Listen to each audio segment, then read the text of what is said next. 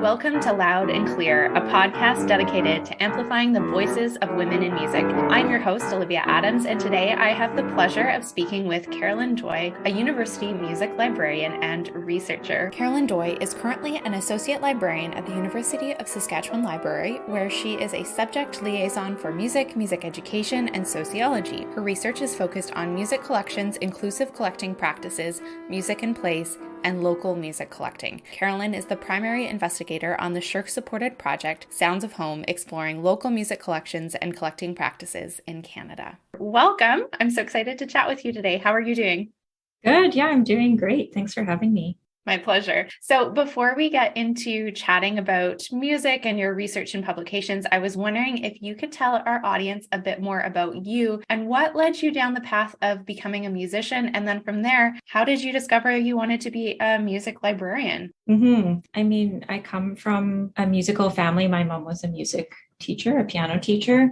So I don't know, I just grew up kind of with music in the house and taking piano lessons from a very young age. And it was always something that I did and that we did in my family. And it made sense to go to university and study music. And then when I was there, I went to UVic for my undergrad and I did a music history focus during my undergrad. My supervisor was Michelle Filion, and she was amazing. And she kind of walked us through just her perspective on music research and how to use the library reference collections. And it kind of opened my eyes a little bit because I realized there was so much there that I just didn't even know how to use yet, but there seemed to be so much potential. And I was also teaching piano at the time locally and took a year off from school and then went back and did my music library degree at McGill after that. So it kind of all came together. I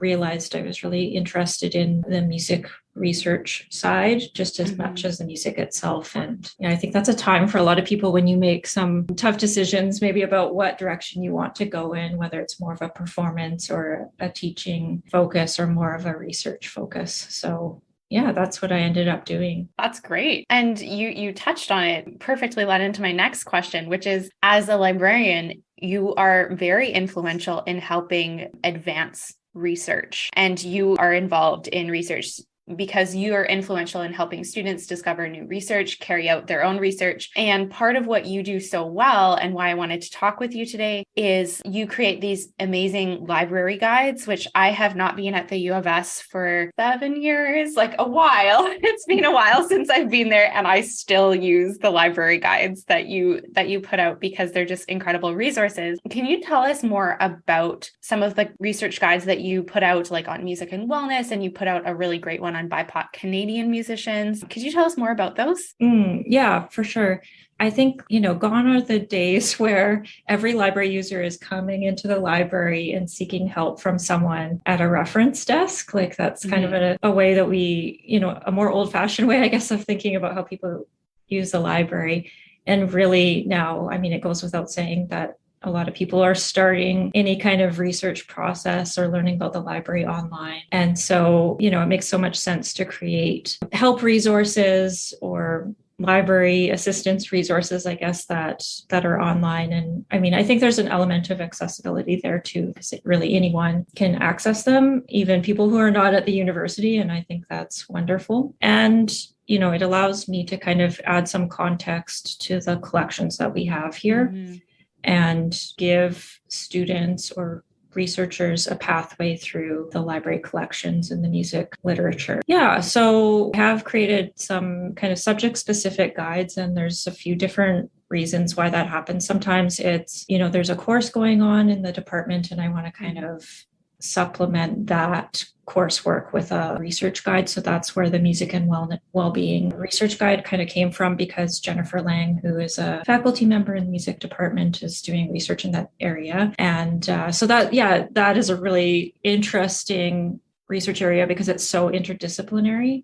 And students are looking at health sciences and psychology and sociology, as well as music literature. So just to give some some grounding to that area of research. But yeah, you mentioned the BIPOC composers LibGuide, and that's kind of grown out of more of a personal, professional interest in mine in terms of diversifying the music collections and providing access to a better representation of composers for students. So I've been doing some work for a couple of years now, I'd say, on identifying Canadian composers who also happen to be Black or Indigenous or people of color, and then looking at our collections here at the University of Saskatchewan Library and seeing what that representation looks like on our actual shelves and seeing what composers are there and who isn't there. And then ultimately, trying to purchase scores or sound recordings to fill some of those gaps. And as you might expect, there are a lot of gaps for a variety of reasons. Anyway, some of the online resources that I can create to also help students find those materials, because it's not always obvious just from looking at the library shelves or going into our library catalog what kind of lived experience a composer might have or not. And plus, there's lots of other amazing resources that other folks have created, right? That,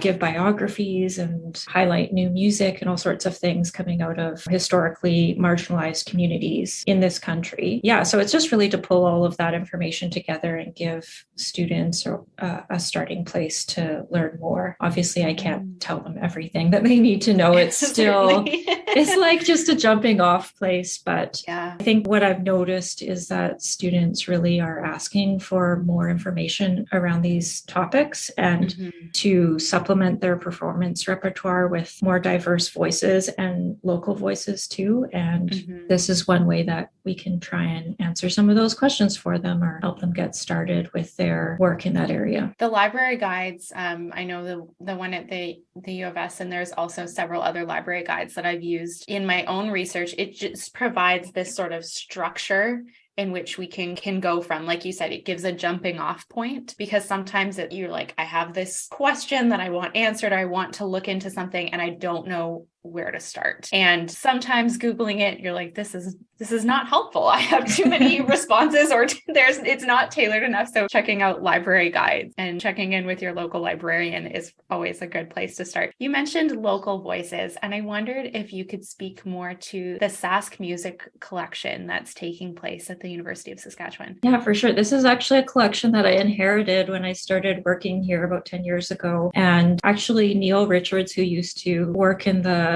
library and archives here, it was kind of like a personal project of his to collect local sound recordings. And then, he actually donated the collection to the university, and now it's ended up here in the Education and Music Library. So yeah, I would say that collection is primarily sound recordings, although we have some scores and books and supplementary materials. We have a great sheet music component of it as well, but I would say the bulk of it is sound recordings of all formats. And anyone with a connection to the province is represented in there. Lots of self-released albums in there for sure, as well as, more famous people, Buffy St. Marie, Joni Mitchell, the Sheepdogs, and everything in between. And it's all genres too, which is kind of fun. So popular music, classical music, jazz, everything. And yeah, it gives you kind of a look at the province through this musical lens, really capturing lots of the broad themes of, like, there's a huge country music, love of country music here, and but also Métis fiddle music, traditional Indigenous powwow groups, for example, and classical music ensembles. Yeah, it's just everything. But you get that broad picture, but you also get the diversity and the nuance of the communities, which is something that I think is really interesting as well. Not everybody is a famous musician, but they kind of have their own story to tell through their music. And I think that's really unique. Like, you can't replicate that anywhere else. I would agree. That's great. I remember fondly working on the Sask music collection and working in the archives and converting tapes and records onto digital archives. So I think it's a really important collection because it just shows this sort of shared history of local music. And I think that that's really special.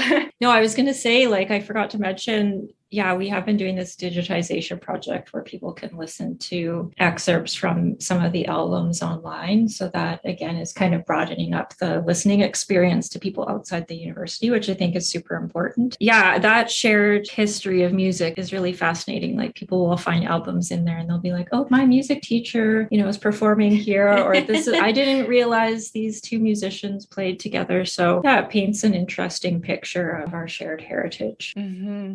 Absolutely. What are some of the decisions that you have to make about how and when to grow library collections? I'm curious if, in your perspective, you think that librarians see trends in the research before we, as the public, see it. Yeah, that's a good question. I mean, we're kind of beholden to the published materials for the most part. So that's really interesting to see what's happening out there in the research landscape. And one of the things that we've really noticed, and I've noticed recently in the past, 5 years especially, is the kind of interdisciplinary approach to research these days. Like, you don't see so many standalone subject-specific research projects anymore. It really oftentimes is looking at how things are interconnected, and that is so fascinating. So those kind of overlapping lenses are coming out, I think, now in the research landscape as well. And I would say in terms of published materials, it generally comes out of things like journal articles before you see it coming into monographs, for example. Sure. But yeah, it's interesting because universities are really sometimes can appear to be kind of siloed because you have departments and each department is dedicated to a particular area of study.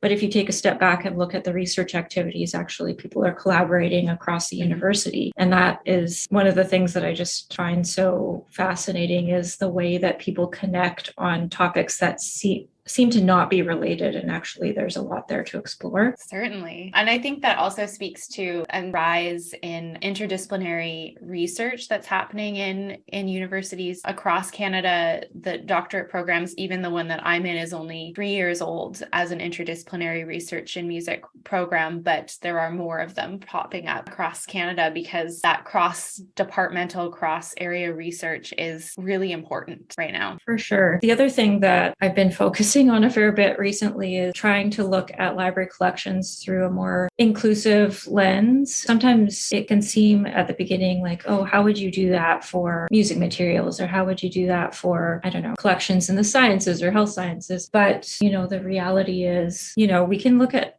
this in so many different ways. We can look at, who is publishing research literature, which voices are being amplified or excluded, and how has that changed over time? Are there people who were ignored by academia previously that we actually need to make some space for them? And we can use different metrics too to assess what things are valuable to library collections. It's not just about who has published the most or has the widest audience, right? Because that doesn't tell the whole story. So yeah, this is definitely evolving, but it's something that I really care about a lot. And that BIPOC composers project is really just the tip of the iceberg. But I think people are surprised when they hear that, oh, there's composers out there who maybe haven't been included in collections certainly as systematically as others. And but sometimes when you put, if you actually present the data or, look at the numbers, it's easier to visualize like, oh, this small percentage of the library collections are actually people of Black or Indigenous or people of color. And then they realize like, oh, this is like a very small footprint in the library collections. So yeah, we're really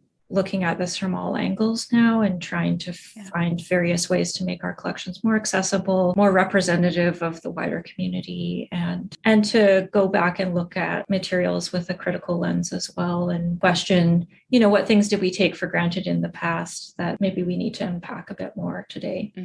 That's great and really important work. And also, I know the work that I also share a passion with you in. I'm curious now when you're making decisions on how to grow the library collections and what you're going to add, is it often influenced by students and professors that are coming in and the work that they're doing? Or how do you come about making some of the decisions on what needs to be added and what voices need to be heard? Yeah, I think it's a multifaceted approach for sure. I mean, the main purpose of the collections is to support the teaching and learning that goes on at the university. So a lot of it is tied to what courses are being offered, what supplementary materials do students need in those classes, and then also what are the faculty research areas, or in music, for example, their performance areas, that kind of thing. And yeah, I always take student requests or faculty requests if they need something. Most of the time I try and purchase those items, or at least help people get them in some way. So yeah, I would say that is the bulk of the ordering, is with that in mind. The other piece is a little harder to get at, but it's kind of thinking about the collection as a whole, and is it representative of, the major trends in music research and that kind of thing. Yeah, I would say those are the main factors.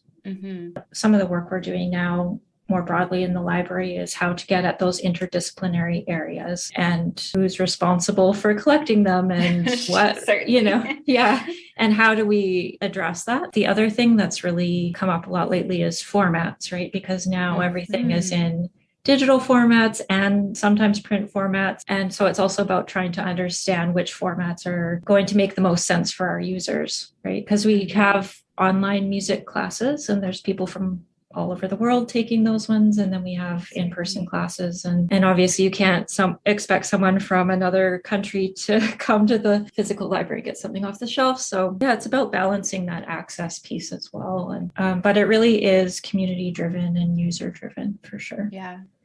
You mentioned access, and I wonder if we could park on that for just a minute. I'm curious to see, are libraries, or the digital resources in libraries, I should say, creating more access for people with different disabilities, like they can't get to a physical space, or screen reader friendly materials. There's a big push for that now, and even just creating more audio resources for people who need those.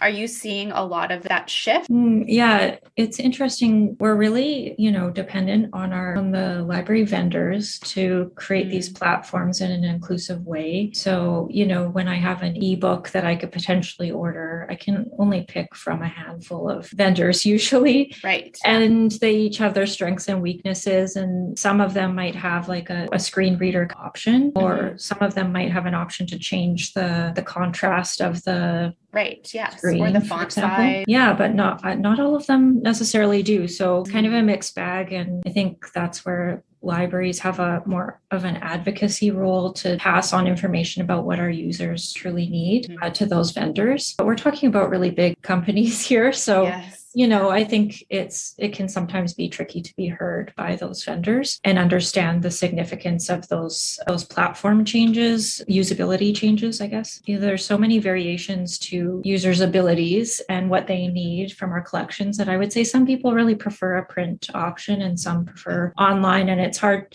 There's not an overwhelming trend, I would say, especially in the humanities, for one versus the other. Yeah, so it's hard to balance that. But I would say, especially when it comes to publishers and the fees that they charge for online materials, it's going up and up and up compared to the print option. So that's another level of consideration. Do we buy the one electronic copy of a book, or do we buy 3 different titles in print?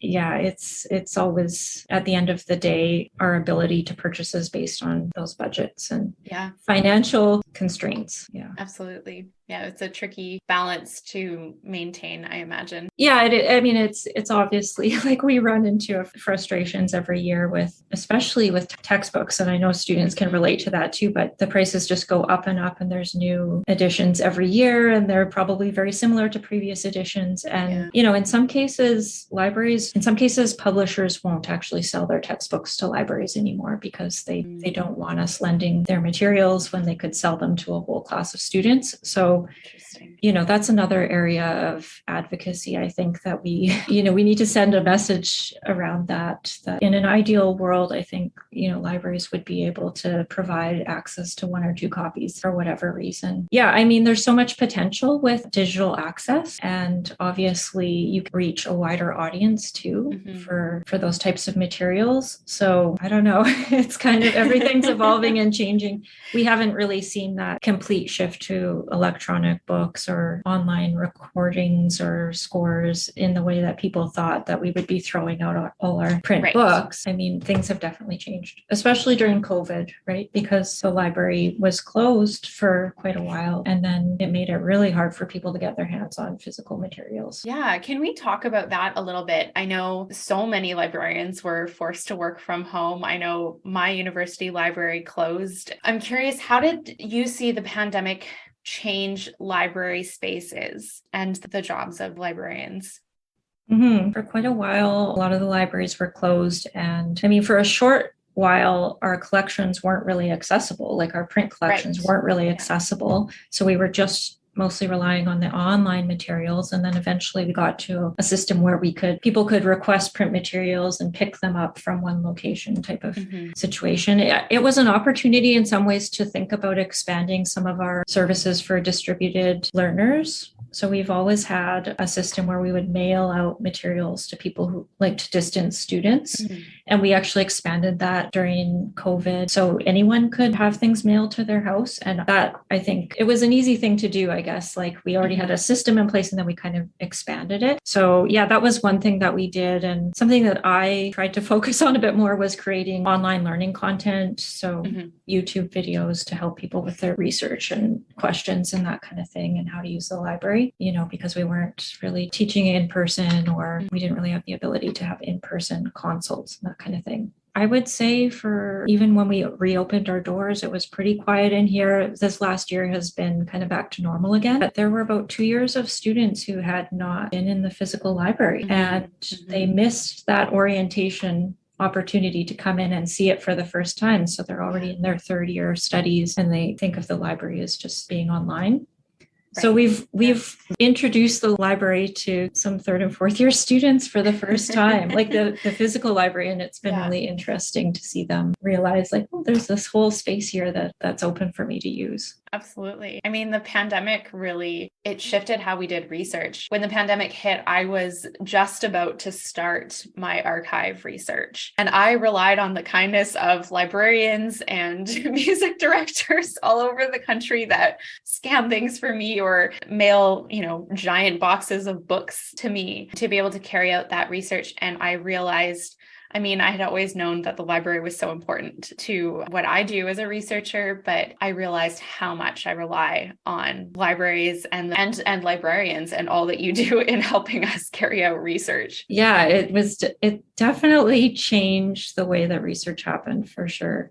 Especially again, like in the humanities where you're relying sometimes on primary sources or physical materials. And the library, did a lot of scan requests for book chapters and things like that. We switched our reserve system completely online for the most part. Yeah, things really changed. And even requests for materials, I would say in the humanities, often were mostly requests for print materials. And even that switched to people wanting online access to things. So yeah, I would say our electronic book collections probably grew quite a bit more during COVID just because it was faster. Yeah, certainly. And you've touched on it a little bit, but I wonder if we could expand on it some more. With the rise of digital resources, a lot of journals converting to online only access because of the cost of print, musicians playing from tablets rather than physical scores a lot more. Has this shifted the space and the mission of libraries? You know what? I don't think it has changed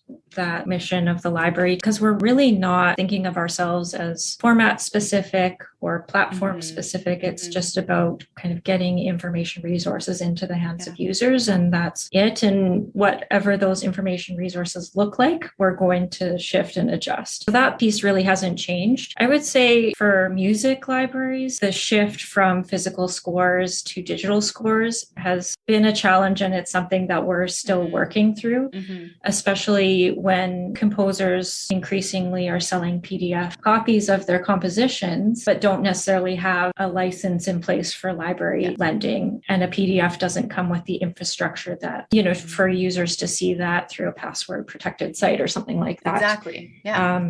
So that piece has been interesting. And that piece has been more of a challenge. Same with sound recordings. Like, as you know, many artists are releasing things on Bandcamp or Spotify or wherever it is on streaming platforms or YouTube. And all of those platforms exclude lending institutions, that it's a single user license, right? So we can't necessarily we can't provide access to those materials. And it's really tricky for us to, download an album from Bandcamp and put it on our servers and share it that way. We don't really have the infrastructure to do that in a large scale way. So yeah, it will be interesting to see. I know a lot of libraries have really scaled back buying sound recordings because CDs are not being produced in the way that they were. And the demand for them has gone way down. I don't know how many students have a CD player anymore. I don't. I don't have one. Yeah, I think, we're relying a lot more on streaming audio databases for libraries, but the Canadian content is not as strong a lot of times in those resources too. So it will be interesting to see. Things are shifting and they have to shift. And, we're just kind of in these moments of transition. I was curious to ask that question because I know here at the University of Ottawa, where I am, we closed our music library and it's now a section of the fine arts floor in the main library. And you sort of reimagined the library space and how it can serve students differently. But it is a little bit sad to not have a music library and a place where you can go and find all of the scores really easily. And it's definitely shifted. It's shifted the use of the library, coming from when I came from a university that had a dedicated music library to a space that was shared among a lot of departments. It's shifted the way I use the library. For sure. I think, and that's not the only place that has happened in recent years. There are other institutions that have moved to more of a shared space model. And I think one of the things that's so valuable whenever these changes are taking place is the voices of students, the voices of library users going to the library and saying, this is what I'm looking for here, and sharing their opinions, because that's who the library is for, right? So it's something that is happening for sure. Across the country in North America, these changes are taking place. I think if we're shifting more to online resources there are questions about library shelf space in particular and how much we need and that kind of thing. But I encourage students and library users to just really share their opinions about those kinds of changes.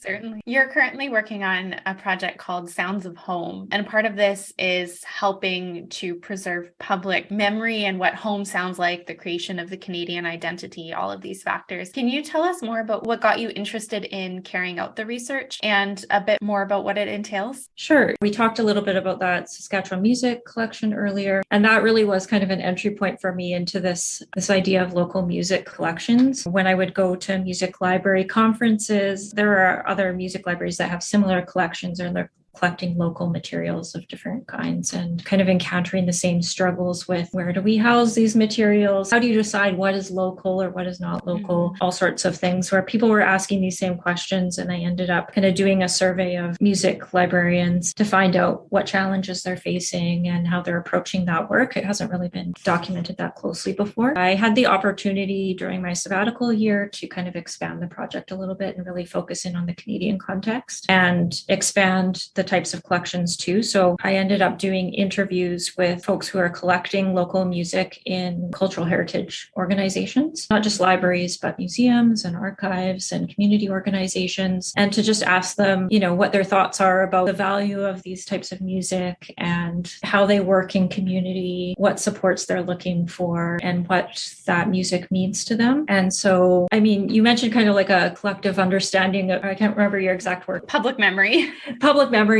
And I think like my main takeaway is it's so diverse, right? Every community kind of has its own unique identity, and it's hard to make generalizations sometimes about music in this country because it's so big and geographically, and there's lots of space in between towns and cities. Yeah, each of these collections really had so much to offer in terms of the individual voices that are in them. A few of the main takeaways, like one of them really is that a lot of people are very worried that we are losing these heritage materials, or that the general public isn't interested in them, or that they're not getting funded enough. Like that definitely came across time and time again. But then on the other hand, you kind of have like, you often have like a dedicated user base that goes with the collections as well. And people are really passionate about preserving music in particular. Like it's very meaningful to people. It brings back memories. For some folks, it's tied to family history or community knowledge that's maybe been lost, and they're hearing family recordings or community recordings, and that's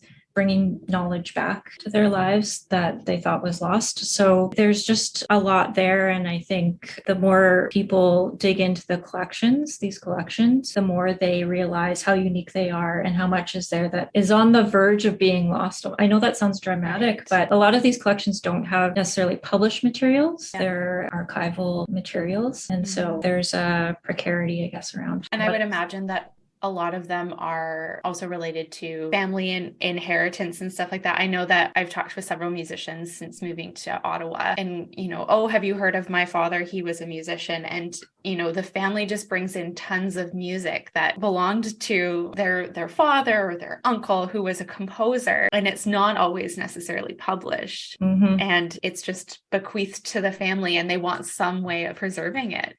Yeah, that definitely holds true. And that's part of the work, I think, of archives, and especially, but these organizations think they often find themselves in a position where they're trying to advise musicians on how to store their musical materials in ways that will make them able to archive it later or hand it over to an institution. Yeah, there's some talk about DIY archiving, where it's really sharing that knowledge with the community so that they can make those decisions for themselves and then decide to turn materials over to an institution if they choose or not. And that comes through as well as this need to, not keep all our professional secrets behind closed doors. There's really no need to, because I think for a lot of musicians, they just haven't thought really about that far into the future, like, oh, what's going to happen with these things. So it just gets tossed in a basement or a closet, and then they're not sure what to do with it. Yeah. And it's really, I think you had mentioned before, like it's very closely, music is so closely tied to identity. People who are musicians really identify as such, whether or not they go into it professionally or not. And even talking with the grandchildren and children of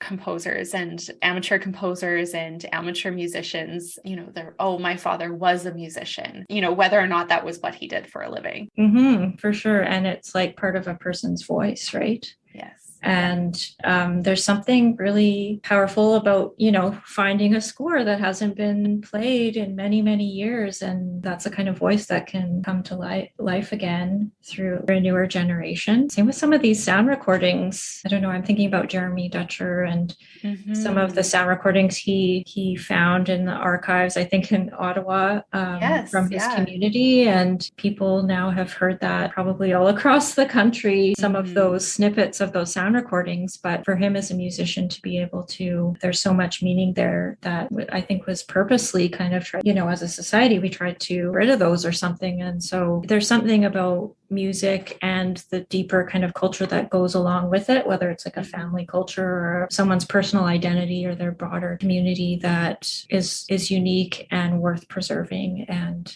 people will connect with that for generations and generations. I couldn't agree more. Well, it's been a real pleasure getting to chat with you again. We're going to wrap up our chat with a few rapid fire questions. I have been asking everyone on the podcast this season the same 5 questions, but I actually wanted to ask you a few different questions just because of your occupation as a librarian to help us get to know libraries and librarians a little bit better. What's one thing you wish that musicians knew about their music library? We will help musicians try and find things that they think aren't possible to find.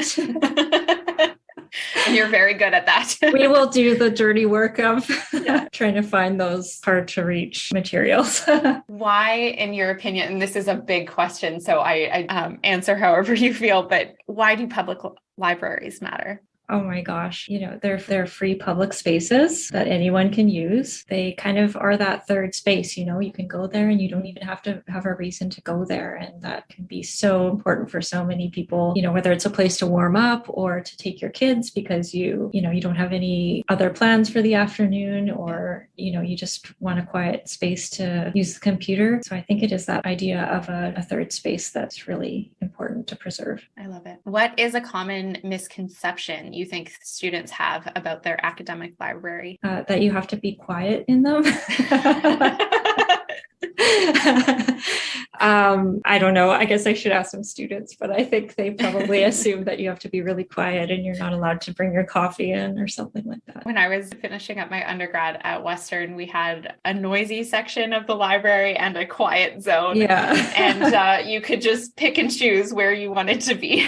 Yeah, there's something for everyone. Yeah. What is your favorite book to check out of a library? I think it's dangerous to ask librarians if they have a favorite book because we could.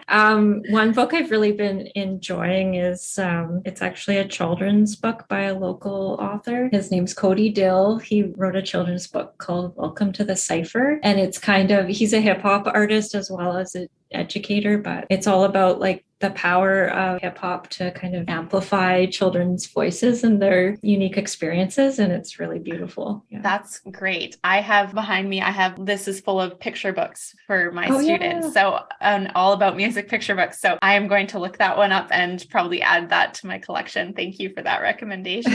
What are you listening to right now? Oh my gosh. What am I listening to right now? I have been listening to a lot of Tribe Called Red right now. I don't know if you know them. Yes.